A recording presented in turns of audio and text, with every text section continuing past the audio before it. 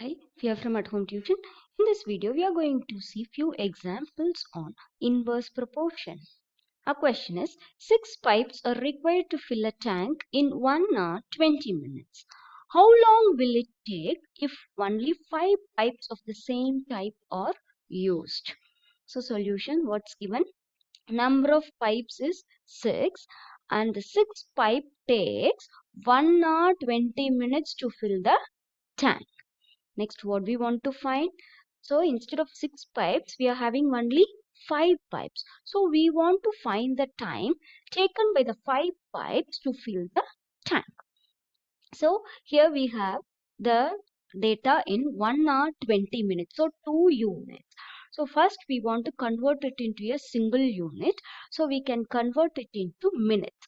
So we know that 1 hour equal to 60 minutes.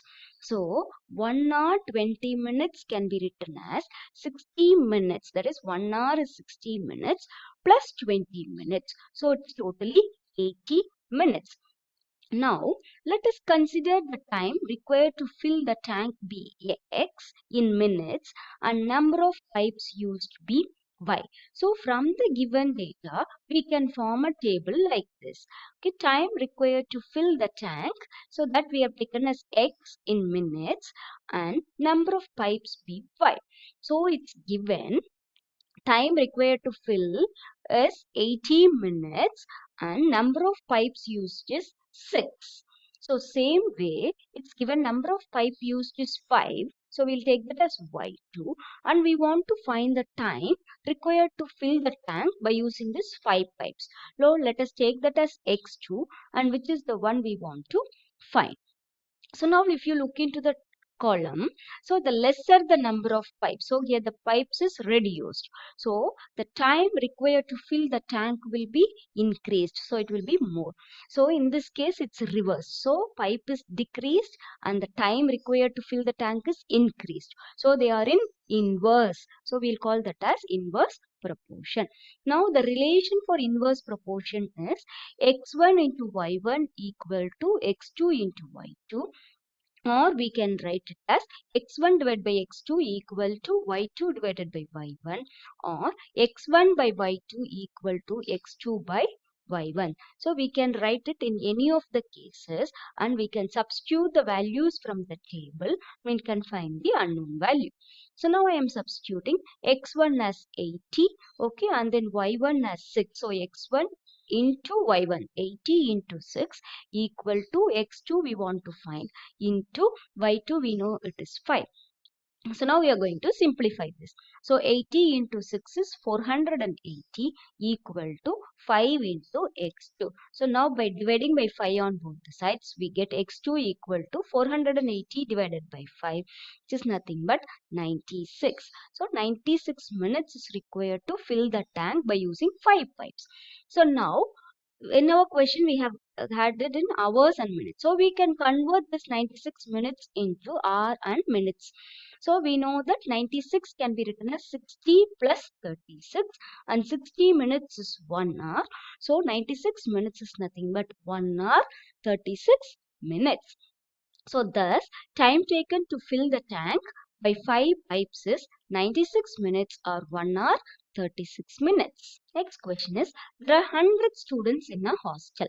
Food provision for them is for 20 days. How long will these provisions last if 25 more students join the group? So solution, what is given? Number of students in the hostel is 100 and the number of days provisions last for this 100 students is 20 days. Now what we want to find is number of students in the hostel is increased by 25. That is 25 more students joining the group. So already there are 100 and 25 more is joining the group. So totally it will be 100 plus 25, 125 students. So the number of days the provisions last for this 125 students we want to find it out. Now let's consider the number of days provisions last be X and number of students in the hostel be Y. And from the given data we can form a tabular column like this. So number of days provisions last that we have taken as X. So we can take x1 as 20. It is given. And the number of students in the hostel for this 20 days food is 100. So y1 equal to 100. Next, they have given 25 more students joined. So y2 will be 125. 100 plus 25, 125. And for this 125 students, we want to find how many days the food will last. So that is x2 we want to find. So now if you look into the tabular column, we can see clearly that here the number of students increases. So the food last for this increased number of students will decrease the number of days. So more the number of students, lesser the number of days provisions will last. So this is a case of inverse proportion.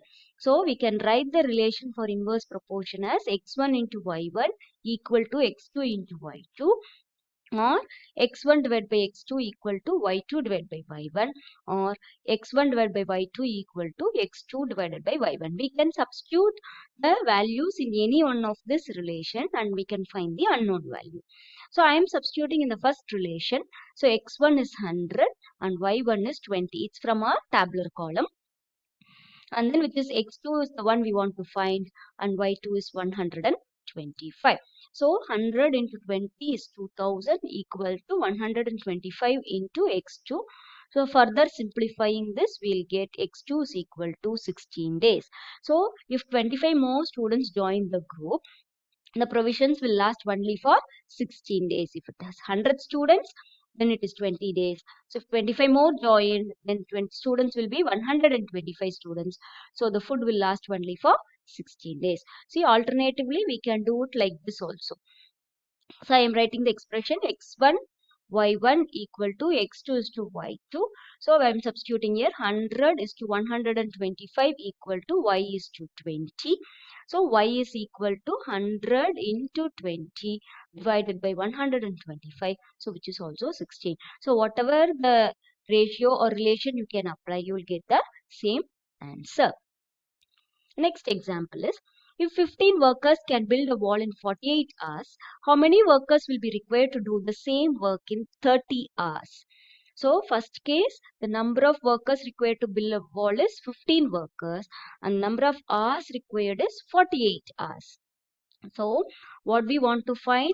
So the number of workers required is the one we want to find if the hall was built in 30 hours. If the wall is built in 30 hours.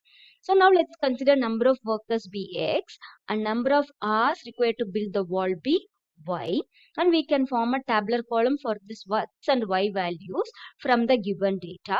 So x1 we will take it as 15. The corresponding y1 is 48 hours. And then the x2, that is number of workers we want to find for the corresponding hours, 30 hours. So now if you look into the tabular column, it's clearly seen that if number of hours is decreased, the number of workers required to do that work will increase. So they are in inverse. So more the number of workers, lesser the time required to build the wall. Or, okay, this is a case of inverse proportion. So we can write the relation for inverse proportion x1 into y1 equal to x2 into y2. Substituting the values, 15 into 48 equal to x2 into 30. 15 into 48 is 720 equal to 30 into x2. Upon simplifying this, we'll get x2 equal to 24 workers. So thus, to finish the work in 30 hours, 24 workers are required. Hope you have understood how to find whether it's a direct proportion or inverse proportion and how to apply the relation to find the unknown values. Thank you for watching this video.